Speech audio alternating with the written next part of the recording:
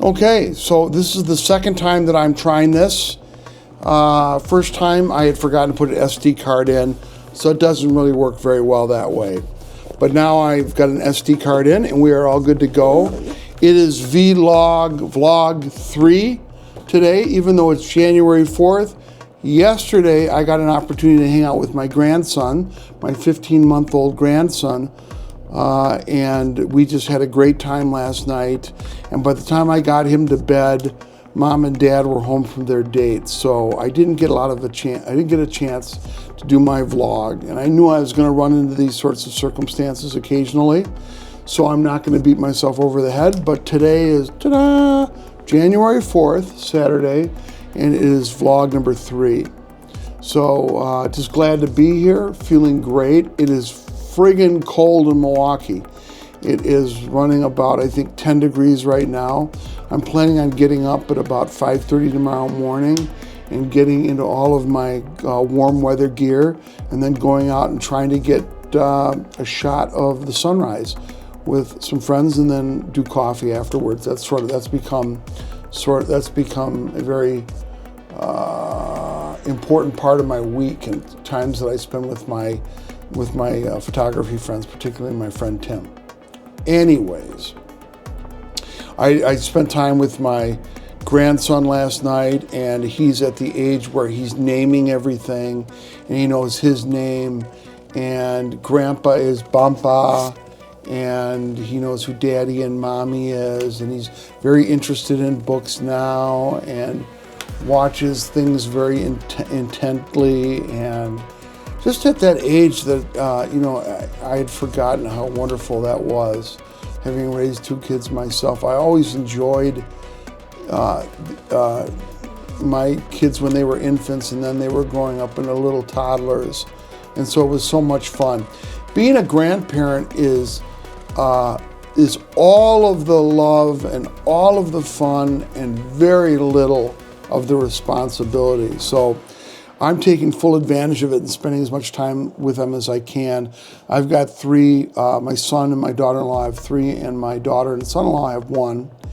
And so I try and see them as much as I possibly can. And I'm really grateful for them, and that's great. But because of that, ta-da, it's number 3 today. So I actually met up with some people, met up with a person tonight that has become sort of an online follower, and we've become friends on social media, and we had an opportunity to meet up for some beers tonight at an Irish pub on the west side of town.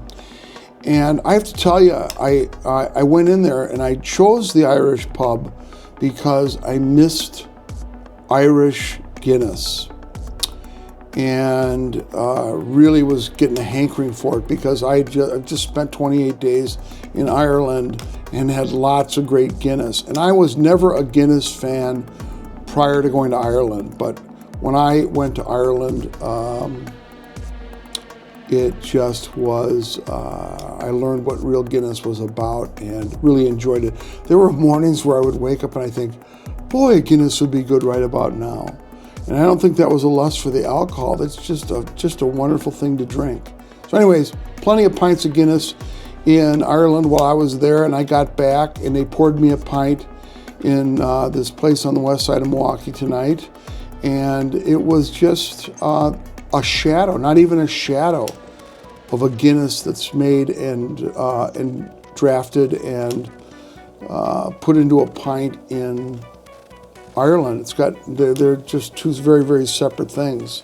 So that was very disappointing, but I had a great conversation with this person I was with. We ended up having a couple of beers and talking about things about art and the church and everything, and it was really pretty interesting, and I'm looking forward to seeing her again. But I will say that when I was in Ireland, I was shocked to find out that Smithwick's beer, which is a beer that's been made in Ireland, I don't know, 300 years or something, some crazy number like that us Americans can't comprehend. And the Guinness Brewery now owns Smithwick's Ale, and it also owns Harp Ale as well. And I used to, when I would go to some of my favorite Irish pubs in Milwaukee, they would have Smithwick's on tap and I would drink it. And I loved it. It's a beautiful amber beer. But when I went into Ireland and I ordered a Smithwick's, people were kind of looking at me like, giving me kind of the sideways glance like, what are you ordering one of those for? And I said, well, when I go to an Irish tavern in the States, I can get a Smithwick's. It's just so delicious. And for them, I guess it would be like for me as a Milwaukeean ordering an old style or a Hamm's. It's not considered quality beer. It's not considered quality beer over there. So I didn't order a Smithwick's. I had half of a Guinness and it was absolutely terrible. So then I had a Pabst Blue Ribbon. Felt right at home.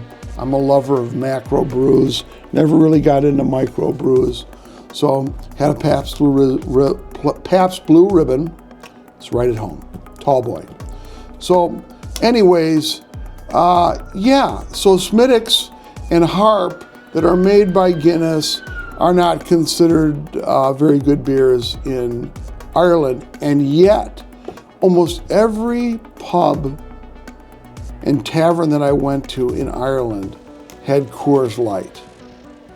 Now, I like Coors Light. I like a macro beer, but that totally freaked me out, that there was in almost every bar there. Whoever is selling beer, selling Coors into the taverns and pubs of Ireland must have a huge bonus on their paycheck, because it's everywhere and people are drinking it. I saw more people order Coors than any other kind of beers. So kudos to you, whoever you are, who figured out how to get Coors Light into the Emerald Isle. You've done a phenomenal job. So anyways, I thinking about a lot of things today. I did a headshot with a friend of mine this morning who's just taken a new job with different responsibilities. She's actually gone with a company that is producing podcasts, and she's had a very, very successful podcast of her own that she's developed over a number of years. And really terrific, very, very smart person, and really enjoyable to spend time with. And I did her headshot this morning. And I used to do a ton of corporate headshots, but I wanted something more relaxed and more befitting of somebody who does podcasts on mental health and everything like that. So we set it up in her little family room with the fireplace going, and the headshot turned out great, and was very happy about that. And then drove back to Milwaukee. But that's the first headshot that I've done in a while. So it was really, really a lot of fun. Really enjoyed it. And I kind of wanted to talk a little bit about photography. Again, I talked about it on my last vlog, that the only way that people are consuming photography now is through social media. And I feel it's very unfortunate, because when photographers spend a lot of time and money and create these very large images that are full of detail and look really, really beautiful and everything up on a huge computer screen or on a beautiful print or everything like that. And then somebody's looking at them with their Android or their Apple phone, and they're seeing 300-400 images a day. It sort of takes the air out of photography as far as being impactful. I mean, great images are still great images, but now a lot of great images are being made by smartphones, by people who don't really understand photography or don't know the background or the history of photographer, don't know all of the photography giants over the years, like Cartier-Bresson and Joe Meyerowitz and Sebastião Salgado and all of the other giants. So many people, Dorothea Lange and Richard Avedon and all the other people that I so admire. They are not familiar with them. They're just taking pictures and doing a good job of it, just with an understanding of the things that they've seen on Instagram and Facebook. And on one hand, I celebrate the fact that people can just go and they can have a beautiful camera in their pocket. They can pull it out and get a shot of a sunrise or a sunset or a family gathering or whatever. And many of those images turn out to be really great. And here I go spending thousands of dollars on cameras and lenses and things like that, while I could probably produce it on my phone and put it up on Instagram and Facebook, and it would look as if I had done it on an expensive camera and everything. And all the training and education and all the work I've done to learn about aperture and ISO and shutter speeds and how to create a dramatic image with composition and all those things. It just feels like today, like I don't want to really do the social media thing. I don't want to throw my images up on Instagram and Facebook and get 15 likes here and 17 likes here. Number one, likes don't motivate me. It's easy for people to like images. I'm often looking for people to have an emotional, even a visceral reaction to my photography, and hopefully spark discussion, spark interest in somebody else. The street portraits that I'm doing, I'm hoping that people are bringing themselves to those portraits and filling in the blanks and asking questions of themselves and asking questions about the subjects of my portraits. And I feel like with social media, I'm just one of 300, 400 images that people view a day. So I think a lot of photographers have become very discouraged by that. And the opportunity to make a living in photography, just creating fine art and everything, has really changed dramatically. So what it comes down to essentially is, am I enjoying what I'm doing? Am I excited about the images that I capture, that I work on, that I create? Do they speak to me? Do they speak to other people? Do they express something that I feel needs expressing? Are they sending a message I feel that needs to be expressed or articulated in some way?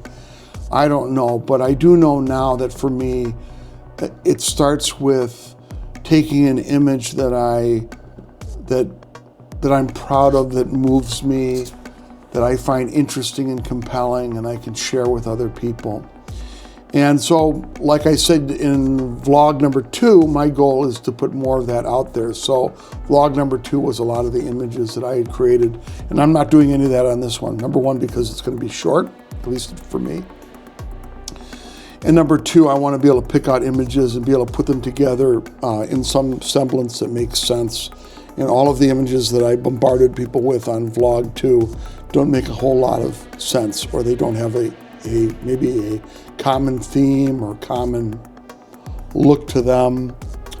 And I've worked on so many projects, and I've traveled the world and done so many different things that I want to share with people, that I just don't think that throwing them up there haphazardly is going to be all that helpful. So anyways, a couple of things. Number 1 is my main camera is a Nikon ZF.